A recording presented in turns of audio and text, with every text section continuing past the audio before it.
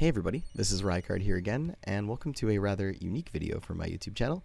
A few months back, I tried to beat Pokemon Silver using the absolute worst team that you could possibly come up with in the game, using like 6 legitimate Pokemon, not like a Caterpie, kind of thing like that. Like if you were to actually try to make a team using 6 Johto Pokemon, this is probably the worst possible team you can come up with. And it was actually rather fun. It was a really big challenge. There's a couple of things, other Pokemon that you might consider to be even worse, that I considered along the road, and I'm sure in the comments some of you will think of something. But there's a couple of reasons why I chose this team over others, which I might respond to some comments explaining why. Like if you're wondering why I'm not using a Shuckle or something like that, because Shuckle, once it gets toxic, is basically broken. And is one of the best Pokemon to use in-game as a result. But that's just one Pokemon in mind. But as you can see from the team on the left side, this is the team I came up with, and I did actually fully play through the game doing this. And I'll talk a little bit more about the specifics of that in just a second. But the first Pokemon we're going to talk about is going to be Sunflora. Now, I actually have never used a Sunflora in-game before when I played this, and I forgot about the whole Sunstone thing where you have to win the bug catching contest. So that was a whole thing when I had to figure that out to get the Sunstone. To evolve Sunkern into this. But this Pokemon was actually really fun. I love its sprite in Gen 2. It's insanely powerful special attack, but it just doesn't have a great move pool. Really frail, really slow, which is pretty much the case with most of these Pokemon. But it worked out really well, only using Grass Stab. I got Petal Dance and Giga Drain, running the Miracle Seed item, and then Cut because I needed it in-game, and Synthesis. These are actually the only Pokemon I needed to use in-game, like fully, with the exception of one specific move, because I had nothing that can actually learn Waterfall. Now I could have used like an Azumarill or a Mantine to do that or whatever, but I didn't. I know that those are both also equally potentially bad water types compared to the one that I chose, which was Corsola, but we'll get to that in a second. But after Sunflora, we got Ledian, which is probably the star of the team. As you can see, great stats, right? Look at that attack stat for a level 72 Pokemon. But having access to Bolt Beam coverage like Ice Punch, Thunder Punch really early on, I think as early as Goldenrod City, was actually really cool. Running Dynamic Punch on it was also really funny as well, just because like it's a powerful fighting move. You don't expect it, but it definitely comes in handy when you can hit it. And then Flash, again, because I kind of just wanted it in the game. I could run Double Team there too, but I just decided against that because I think that's a little too easy. And when running the game, this is actually really funny because this is the first Pokemon you catch, and as soon as you get it, you box your starter. Which I picked Chikorita because I figured that would make running into Typhlosion more difficult for this particular team, until I got Corsola. But the beating Faulkner with a Ledian is quite a difficult task. I think I had to over-level this thing like significantly. I think it was level like 18 or something like that when I fought Faulkner, which is really funny. But you couldn't do it otherwise, which is just pathetic with how bad this Pokemon is, but funny nonetheless. Then we got Corsola, arguably the worst water type in Gen 2. Again, you can make an argument for Azumarill and Mantine, but I thought Corsola was probably worse, though having the rock typing actually proved to be really useful, so maybe one of the other two options would have been a lesser good option. But Strength, Surf, Whirlpool, and Recover with Leftovers is not a bad set. Sometimes you can, Whirlpool stall with Recover. So that definitely came in handy a lot. And just having a strong normal type and a strong water type move essentially allows you pretty perfect coverage against most things in game. Then we have Unown, which is not good, but I got the K, so I had to give it a cool nickname like Special K. Shout out to the cereal. This thing was actually really good at the beginning of the game, and then it very quickly fell off in terms of usefulness. You can imagine the painfulness of leveling this to 71, by the way. But it is a hidden power psychic Unown. I got really lucky. I think it was the first one I caught, and I was going to catch a bunch until I eventually got a hidden power psychic. But this hidden power psychic, I know for a fact, is not 70 base power. It is way less than that. It is not a strong hidden power. But running it with Click Claw actually kind of made it useful, and that has been fun pretty much the whole time. Then we got Delibird. Wanted a flyer, and this is probably the worst flying type in the game. Maybe, actually, objectively, compared to another one we're going to talk about, but it can't learn Fly. But Delibird's pretty bad, as you all know. Only gets Icy Wind as a Ice-type move, because I'm running this in Silver. I believe in Crystal you can teach it either Ice Punch or Ice Beam, so that actually makes it significantly better if I were to play this in Crystal, but I didn't. So yeah, Protect Fly and Toxic Icy Wind is actually a pretty cool set. Especially Protect Fly with Toxic. There's like 2 free turns of Toxic damage plus leftovers. Kind of neat. Then we have Yanma, and Yanma is really bad in Gen 2. It doesn't have any stab attacks with the exception of Wing Attack, which it only gets in Crystal version, so I didn't have it in this one because I'm running Silver. But Screech with Swagger was kind of funny, and then running that with Headbutt, that's kind of really the most you can get out of this thing. I really tried to get lucky with a Hidden Power, but this actually turned out to be Hidden Power Psychic. Still better than just not having a third option or a second attacking option here. Wished I had Flying or Bug, obviously, but Pink Bow because I'm pretty much only going for Headbutt, so boost the normal type move. But yeah, that's the entire team. So let's go ahead and fight Red. I think I have Sunflora out first, right? Because that's the plan.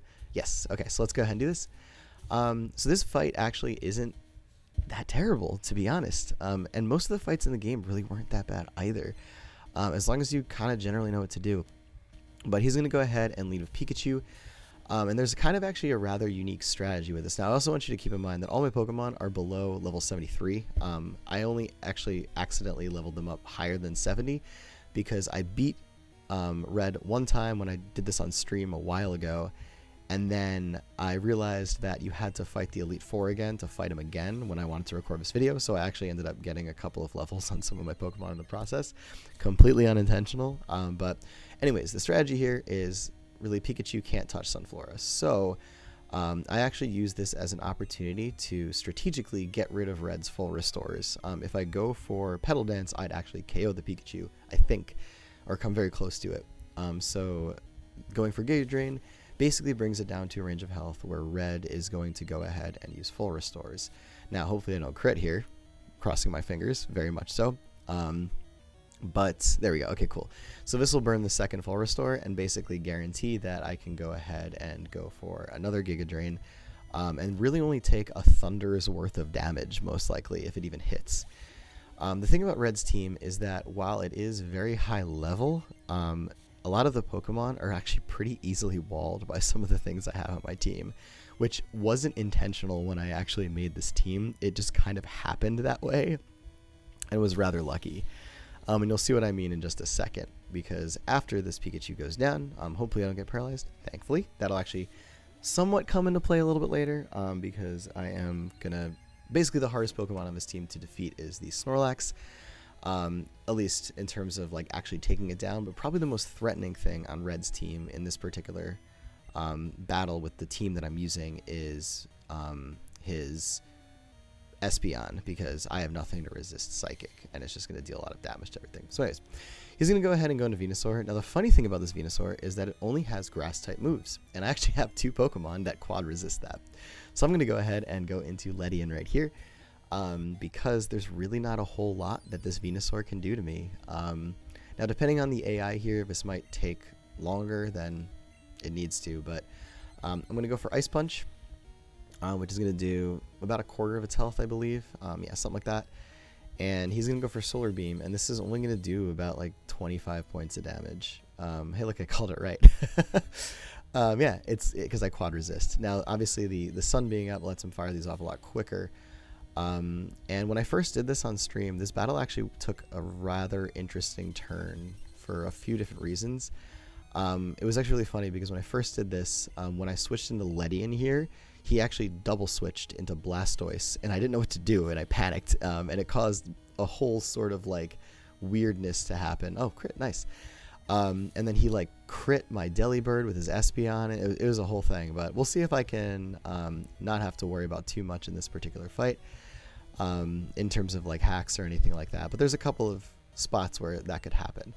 But he's going to go ahead and go into Charizard right now, and just like with his Venusaur, he doesn't really have a good answer to one of my Pokemon, which is Corsola, which again just so happens to quad resist the Charizard.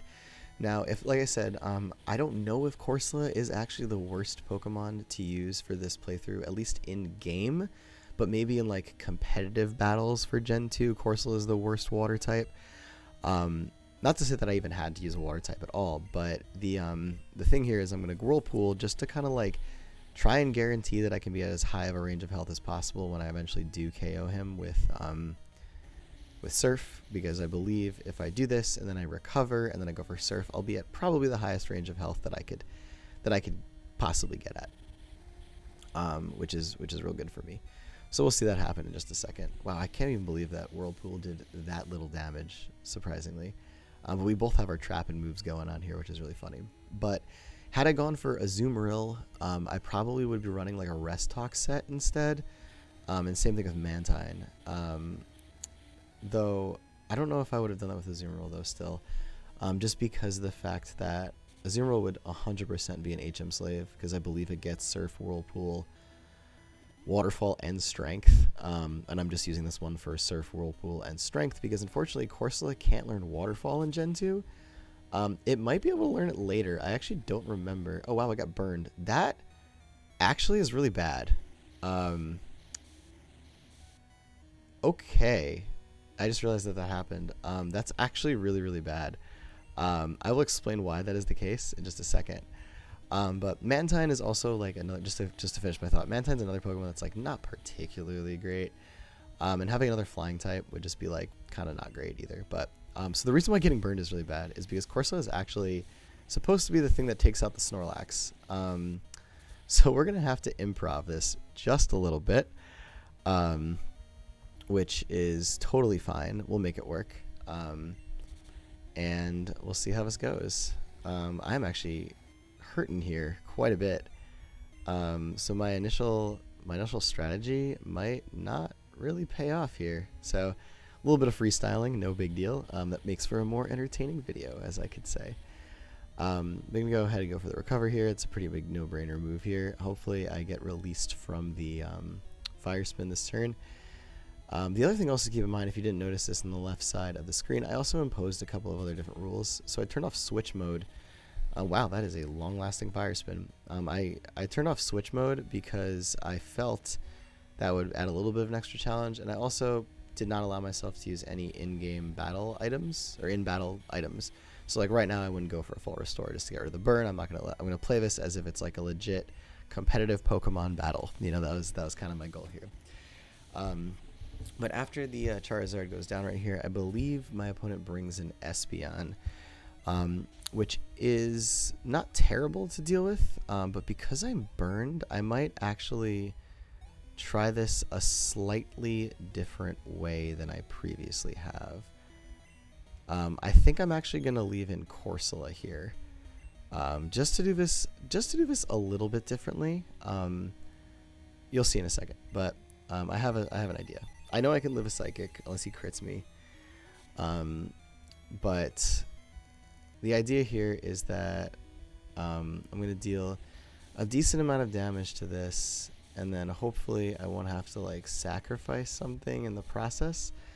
I might be able to keep another Pokemon that I normally wouldn't have been able to keep if I didn't do this right here. So we're kind of like a little bit of freestyling here, but I think it should work out, as I've said already.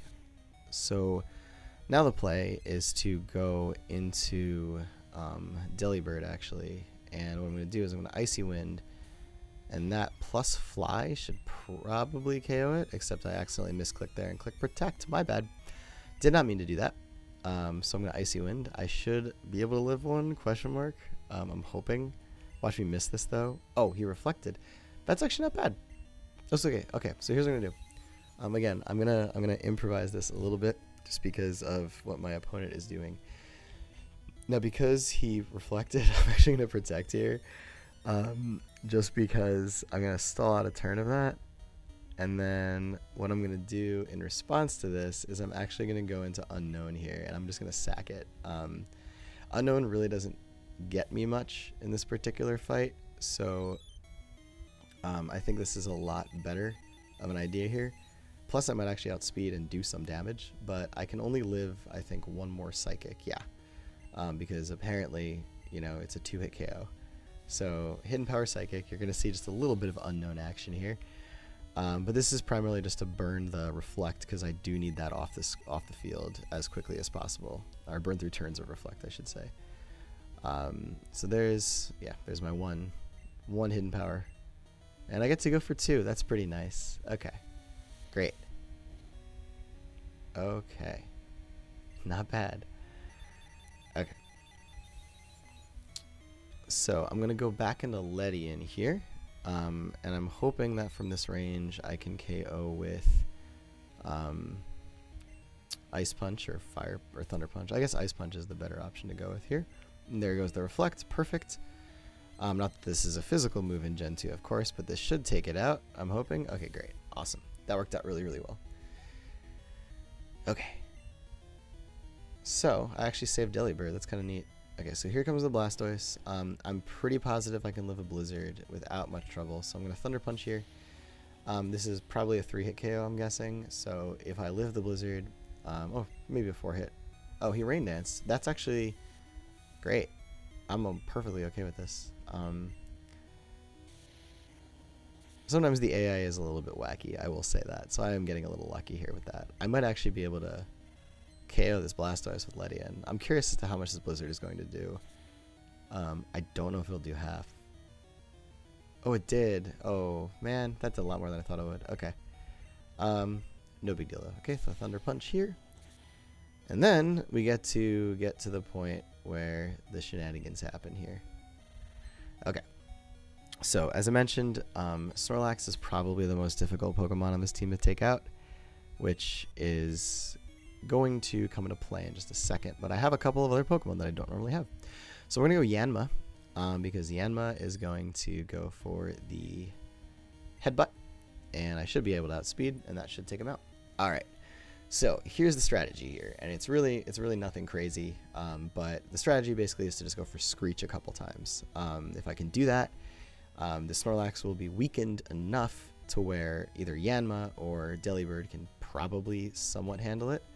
So I hit the first Screech, which is really good. I might go for 2, but I think it might be more beneficial to actually go for the Headbutt here just to get the damage, and maybe I'll get a flinch, and that could be really good. So let's go for the damage here. So Headbutt. After the Screech, -2 defense. Let's see how much this does. Oh wow, that's a lot. Not bad. That's like a third of his health. Can I live this? Ooh, damage rolls. Let's see what happens.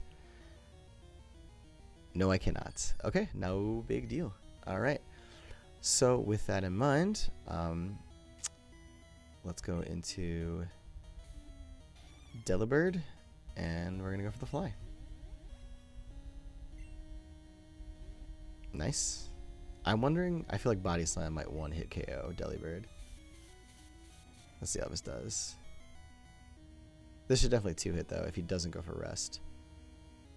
Yeah, okay, that's great. Now, can I live this? Question of the day. Can I live this? Yes, I can. Oh, nice. Okay, now here's the tricky point. If he goes for Rest here, this might actually suck a lot, because... Okay, cool. Alright, now I just gotta hit the Fly. 90% accurate, right? I think? There it goes. Alright, we did it. Not actually the original way that I intended to do this fight, but worked out pretty okay. It looks like there's a little more than one solution to finishing him off, but there you go. So there goes Red. We got to see the credits roll. So that is it, everybody. That is defeating the hardest trader in the game with objectively the worst team in the game, comprised of Johto Pokemon specifically.